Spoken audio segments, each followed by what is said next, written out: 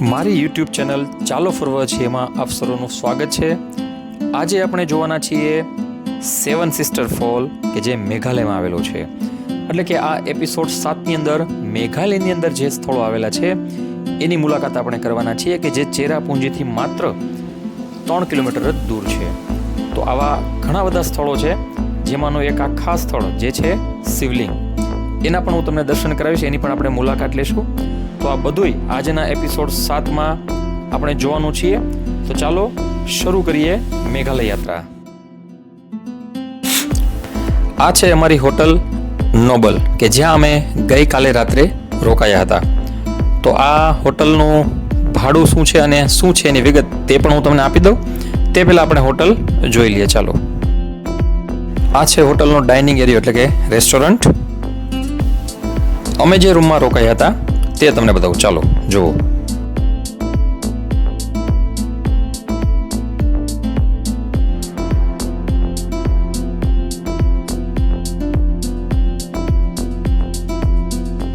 હોટલમાં રોકાયા હતા એ હોટલનો આ દ્રશ્ય છે। સરસ હોટલ હતી અને લગભગ અમને જે આ રૂમને એવું આપેલું હતું તે 3000 રૂપિયા એટલે કે એક રૂમ આપેલો હતો। એટલે અમે કુલ 3 રૂમ રાખેલા, એટલે અમને 9000માં આ 3 રૂમ પડેલા અને એમાં બ્રેકફાસ્ટ સાથે હતો। બ્રેકફાસ્ટમાં મિત્રો બીજું કંઈ નથી હોતું, માત્ર ચા અને બ્રેડ બટર હોય છે। આ રેસ્ટોરન્ટનો એરિયા છે કે જ્યાં તમે બેસીને તમારા પરિવાર સાથે જમી શકો છો। સારી પ્રોપર્ટી છે, જો તમે અહીં આવો તો અહીં રોકાવાય, પણ થોડું મોંઘું છે એવું લાગે છે, એટલે કે રોડ ઉપર જ છે। આ ચેરાપુંજી છે, સોહરા। અત્યારે પણ વરસાદ શરૂ છે। ચેરાપુંજીમાં આમ તો વરસાદનું ઘર કહેવાય, એટલે આપણને ખ્યાલ જ છે કે અહીં વરસાદ ચાલુ રહે છે। આજે આ યાત્રાનો અમારો લગભગ 7મો દિવસ છે અને કાલે અમે ગુવાહાટી પહોંચવાના છીએ પરત। આજે દ્વારકી અને સેવન સિસ્ટર ફોલ આ 2 વસ્તુ જોવાની છે અને ત્યાંથી પછી જેટલું નજીક જવાય શિલોંગ, અને શિલોંગથી જો નજીક જવાય તો ગુવાહાટી, આ બેની વચ્ચે ક્યાંક રોકાવાની ગણતરી છે, જેથી કરીને સવારે ગુવાહાટી અમારે કામાખ્યા દેવીના દર્શન કરવા પણ જવું છે। તો કાલે અને આજે આ 2 દિવસ આપણી પાસે આવે છે ફરવા માટેના। તો અત્યારે પણ વરસાદ શરૂ છે, હું તમને બતાવું। અને અહીંથી તમે ઉપર જઈ શકો છો। આજનો દિવસ જે છે એમાં સેવન સિસ્ટર ફોલ, દ્વારકી અને ભારતનું સ્વચ્છ ગામ, આ 3 જગ્યાની આજે મુલાકાત લેવાની છે। વરસાદ તો છે નહીં, વરસાદ તો રહેવાનો છે, આપને ખબર જ છે। એટલે વરસાદને આધારે તમે અહીં આવો તો આ સિઝનમાં વરસાદ તો અહીં હોય જ છે અને લોકોનું કામકાજ જે છે એ વરસાદની સાથે ઘડાયેલું છે। અહીં સવારે ગઈકાલે અમે રાત્રે આવ્યા તો લગભગ 6-6:30 થી વરસાદ શરૂ છે, તો અત્યારે પણ હજી વરસાદ શરૂ છે। થોડો ઘણો ધીમો અને એવું લાગે કે ભાઈ ધીમો પડી ગયો છે, પણ બંધ નથી થયો અને બંધ અહીં થતો પણ નથી એવું અમને હોટલના માલિકે કીધું કે બંધ ન થાય। એટલે આ સિઝનમાં ટુરિસ્ટ ઓછા આવે છે, પણ માની લો કે તમે ઓક્ટોબર દિવાળી પછી આવો છો તો તમને તો સોહરાથી માત્ર 3.5 કિલોમીટરના અંતર આવેલો છે સેવન સિસ્ટર ફોલ, કે જ્યાં અમે ત્યાં પહોંચી ગયા છીએ અને એનું નામ છે નોસિંગ યાંગ ફોલ। પરંતુ આપ જોઈ રહ્યા છો કે વરસાદ ખૂબ છે અને વાતાવરણ જે છે એકદમ વાદળવાળું છે, એટલે અત્યારે અમને ફોલના દર્શન નહીં થાય। એટલે અમે લોકો એવું નક્કી કર્યું કે ભાઈ અહીંથી આપણે આગળ વયા જઈએ, પણ આખો દિવસ બગડે એના કરતાં એવું નક્કી કર્યું કે ભાઈ ચાલો સેવન સિસ્ટર ફોલને રિટર્નમાં કદાચ જો આપણા નસીબ હશે અને ખુલે તો જોશું, અને અમે એને મૂકીને આગળ નીકળી ગયા છીએ હવે।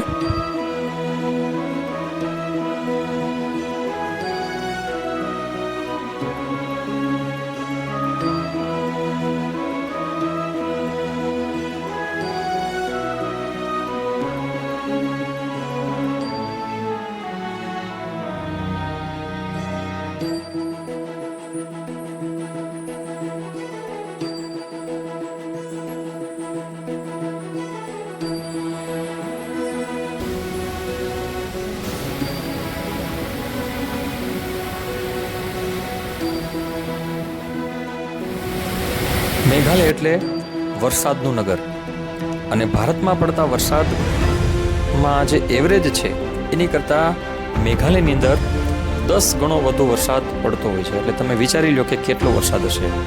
અને આવા ઝરણાઓ તમને દરેક જગ્યાએ મેઘાલયના દરેક રસ્તા ઉપર તમને રોડ ઉપર જોવા મળશે.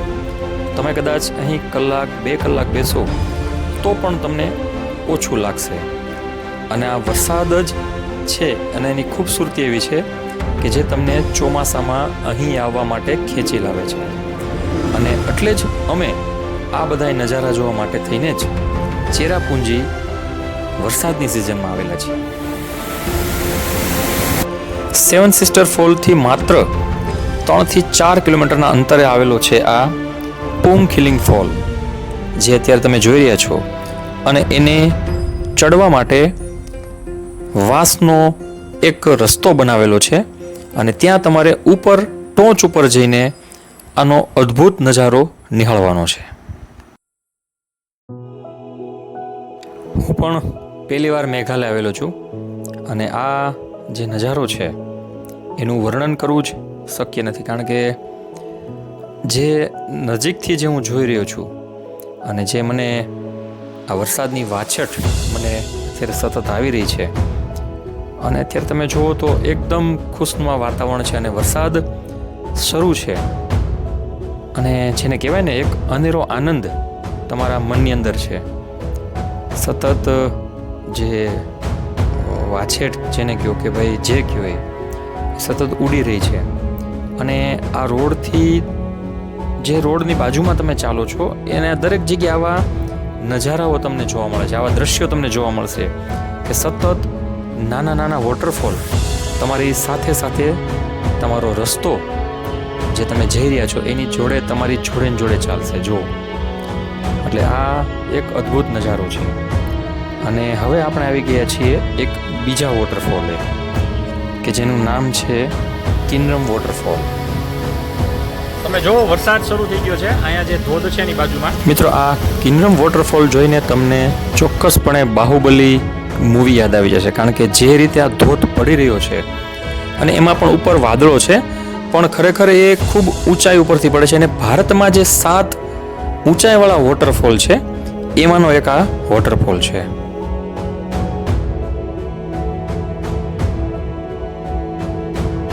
મિત્રો, મેઘાલયમાં જો આવા તમારે દ્રશ્યો જોવા હોય તો તમારે ચોક્કસપણે ચોમાસાની ઋતુ દરમિયાન જ મેઘાલયમાં ફરવા આવવું જોઈએ, કારણ કે તમારા જીવનના જે અમુક જે યાદગાર દ્રશ્યો કહી શકાય એ તમને મેઘાલયની અંદર માત્ર ને માત્ર ચોમાસામાં જ જોવા મળશે.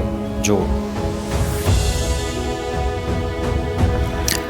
આ બધા દ્રશ્યો જોઈને તમને એવું ચોક્કસપણે થશે કે ભારતમાં પણ આવા સુંદર મજાના સ્થળો આવેલા છે, પણ માત્ર એને જેને કે ને કે ત્યાં જવાની જરૂર છે.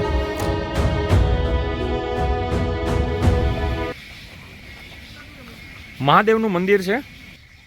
મહાદેવના મંદિરે દર્શન કરવા જવાના છે. એક સારું ડ્રાઈવરે એવું કીધું કે અહીં એક મંદિર છે જોવા જેવું છે, તો ત્યાં જઈ રહ્યા છીએ. તો ત્યાં જઈએ અને પછી તમને મહાદેવજીના દર્શન પણ કરાવીએ.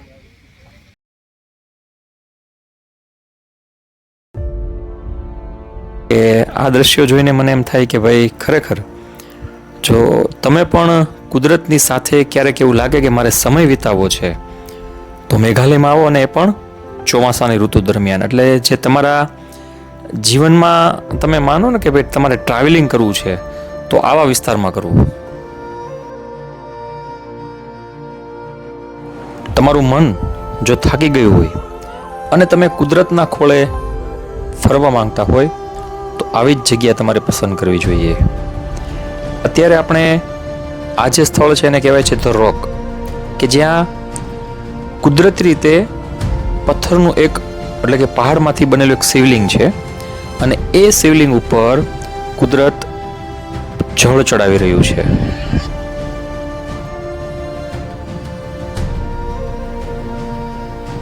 અત્યારે વાદળો છે એટલે એ સ્થળ નથી દેખાતું, પણ જો આ હવે જે તમને દેખાય છે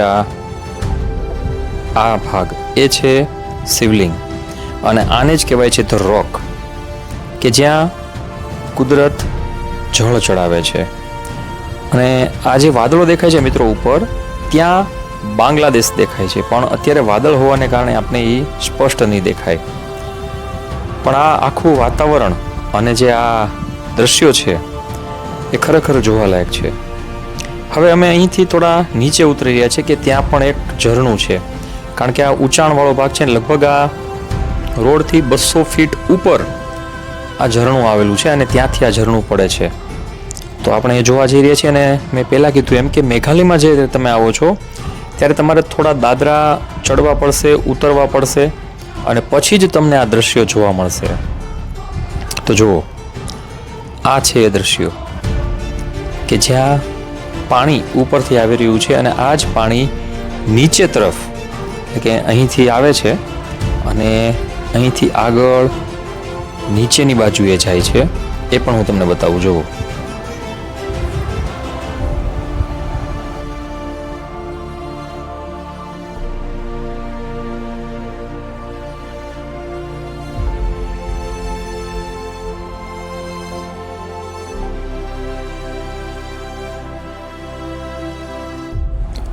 ઉપરથી વહેતું આ ઝરણું નીચે તરફ ધોધ સ્વરૂપે જઈ રહ્યું છે અને ચારે બાજુ વાતાવરણ છે એ ઘુમ્મસ ભર્યું છે અને પ્રકૃતિ અહીં 16 કળાએ ખીલેલી છે.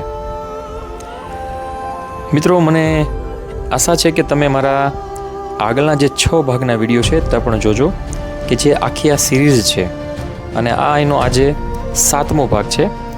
આવતીકાલે અમારે ગુવાહાટી જવાનું છે અને ત્યાં અમે માં કામાખ્યા દેવીના દર્શન કરવાના છીએ. તે પણ હું તમને બતાવીશ.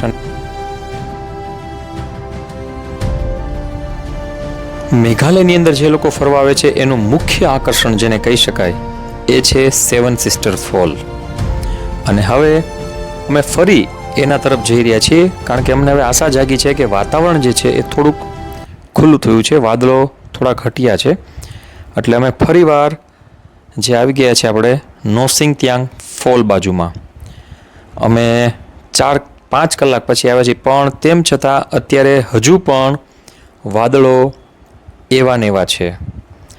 હવે અમે થોડી વાર અહીં રાહ જોઈએ અને એવી આશા રાખીએ કે આપણે આ વાદળો ખુલે અને જેના માટે લોકો દૂર દૂરથી મેઘાલયમાં આવતા હોય છે એ દ્રશ્યો મને જોવા મળે અને એ દ્રશ્યો હું તમને પણ બતાવું. ઘણા લોકો આપ જોઈ રહ્યા છો કે ગાડી પાર્ક કરીને માત્ર રાહ જોઈ રહ્યા છે આ વાદળોને દૂર થવાની. અને ત્યાં સુધી અમે પણ અહીં લગભગ 1 થી 1.5 કલાક રાહ જોઈ અને ત્યારબાદ જે નજારો જોવા મળ્યો એ હું તમને હમણાં બતાવું છું.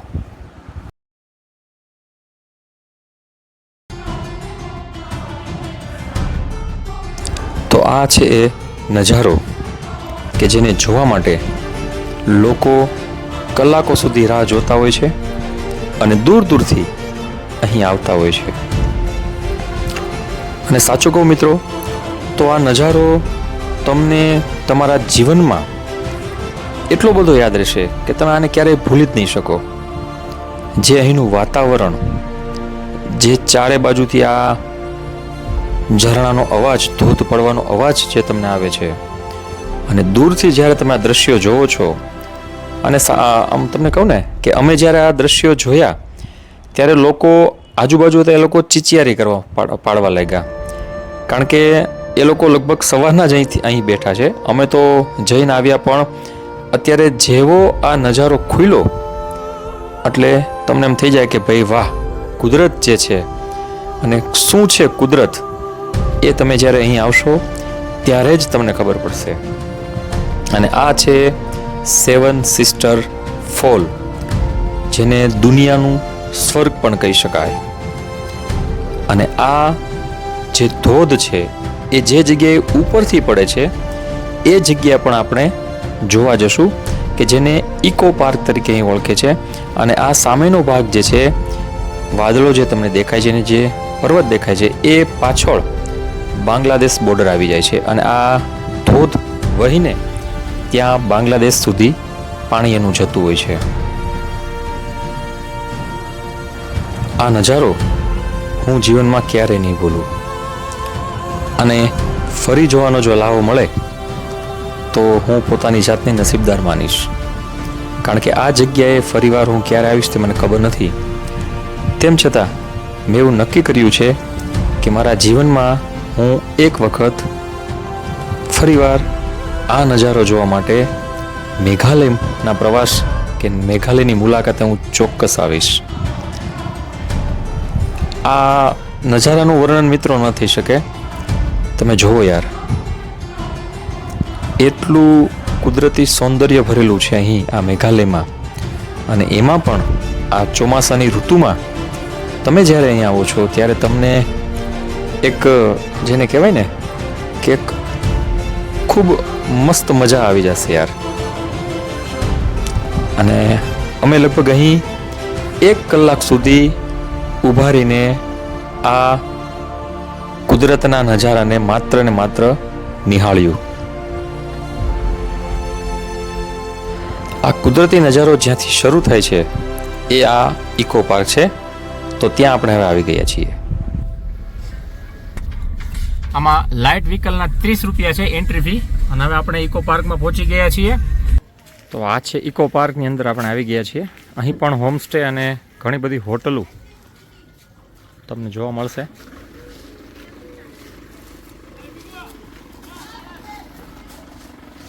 વિશાળ પાર્કિંગ છે અને સાથે સામેના ભાગમાં 3-4 હોમસ્ટે છે, અને આગળ તમે આવો ત્યારે પણ રસ્તામાં તમને હોમસ્ટે ઘણા બધા મળી જશે. એટલે અહીં હોમસ્ટેની સુવિધા હોય, તમારા બજેટમાં તમે હોમસ્ટેમાં રોકાઈ શકો છો. ચેરાપુંજીનું મૂળ નામ સોહરા છે, અને સોહરાની અંદર આ ઇકો પાર્ક નોંગ થી માઈ એવું નામ છે આનું. તમે હમણાં વંચાવું તમને, કદાચ મારું ઉચ્ચારણ ખોટું હોઈ શકે.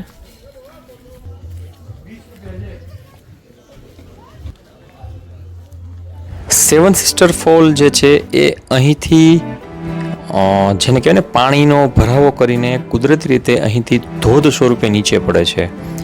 આ એ ભાગ છે, અને અહીં પણ ગેસ્ટ હાઉસ છે સરકારી, જેનો નંબર જો હું આ ઝૂમ કરું છું તમે જોઈ લ્યો. તો મેં તપાસ નથી કરી કે અહીં રોકાવા દે છે કે નહીં, પણ જો અહીં પણ જો તમને સ્ટે કરવા મળતો હોય તો મારા મતે આ બેસ્ટ જગ્યા છે. આ કારણ કે કુદરતી નજારો છે, ચારે બાજુ ખુલ્લું આકાશ અને પહાડ ઉપર આ જગ્યા આવેલી છે, અને અહીંથી જ સેવન સિસ્ટર ફોલ જે છે એ નીચે પડે છે. મેઘાલયની અંદર કુદરતી ફળો અને તેનો સ્વાદ આવો તો માણવા જેવો ખરો.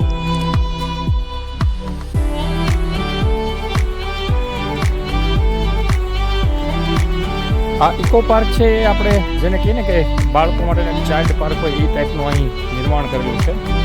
સરસ છે. તમારે જો સમય હોય તો ચોક્કસ જોવા આવજો. નાના નાના તળાવનું નિર્માણ બાંધીને કરવામાં આવ્યું છે, અને પછી ત્યાંથી પાછા પાણી બહારની તરફ જતું હોય છે. બાળકો માટે રાઇડ્સ એવું પણ છે. વિવિધ પ્રકારની રાઇડ્સ, જમ્પિંગ, હિંચકા ને એવું બધું પણ છે. અને આ છે જગ્યા કે જ્યાંથી સેવન સિસ્ટર ફોલ રિલીઝ થઈ રહ્યા છે, અને સામેના ભાગમાં જે અત્યારે આપણે અહીંથી નહીં દેખાય ત્યાંથી આપણે ઊભા રહીને આ ફોલને જોઈ રહ્યા હતા. જે સેવન સિસ્ટર ફોલ છે એને આપણે જે નિહાળી રહ્યા હતા તે જગ્યા, અને આ જગ્યાએથી રિલીઝ થાય છે, નીચે જાય છે. જો આ પાણી જે પડે છે અત્યારે આપણે ઓછું દેખાય, પણ તમે જેમ નજર કરશો એટલે તમને ખ્યાલ આવશે કે આ બધું પાણી અહીંથી નીચે જઈ રહ્યું છે, અને આ ધોધ સ્વરૂપે નીચે જાય છે, અને આપણે દૂરથી એ એકદમ જેને કહેવાય ને કે અદ્ભુત લાગે છે એ અહીંથી રિલીઝ થાય છે.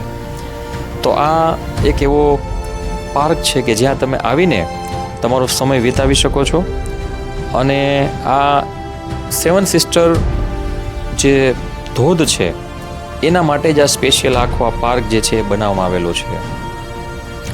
મેઘાલય જે છે એની કુદરતી સંપત્તિ ખૂબ છે, અને અહીં આવો તો તમને જોવા મળશે કે ચોખ્ખાઈ પણ એટલી જ છે. તમે કદાચ બહાર જો દુકાને કોઈ લારીવાળા જોડે પણ કંઈ ખાશો તો તેઓ આગ્રહ રાખશે કે તમારો કચરો તમે કચરા ટોપલીમાં નાખો. જે અવેરનેસ છે આ લોકોની એ ખરેખર જેને કહેવાય કે સારામાં સારી છે, જેને કારણે જ આજે મેઘાલય છે એ આટલું ક્લીન છે. અને આ તમે જો આ જે પાણી જે જઈ રહ્યું છે આ પુલની નીચેથી નાના નાના પુલ બનાવેલા છે એમાંથી જ આ સેવન સિસ્ટર ફોલનું નિર્માણ થતું હોય છે.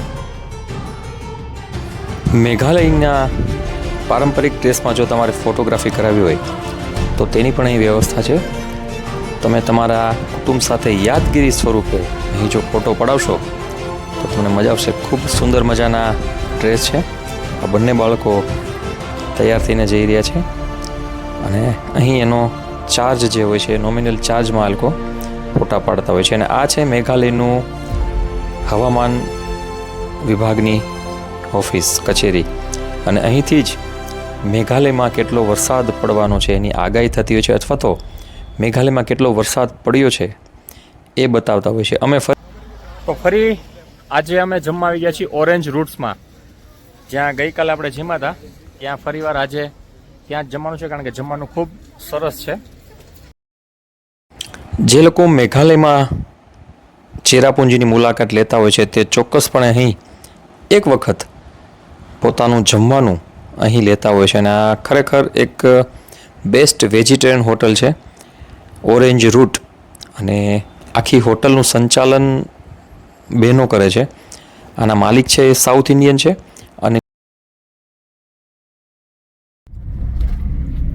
તો હવે આપણે જઈ રહ્યા છીએ ગુવાહાટી. ફરી મળીશું એક નવા વિડીયો સાથે. વિડીયોને લાઇક અને શેર કરવાનું ન ભૂલતા. અને 8મા એપિસોડ અંતિમ એપિસોડમાં ફરી મળીશું. જય દ્વારકાધીશ.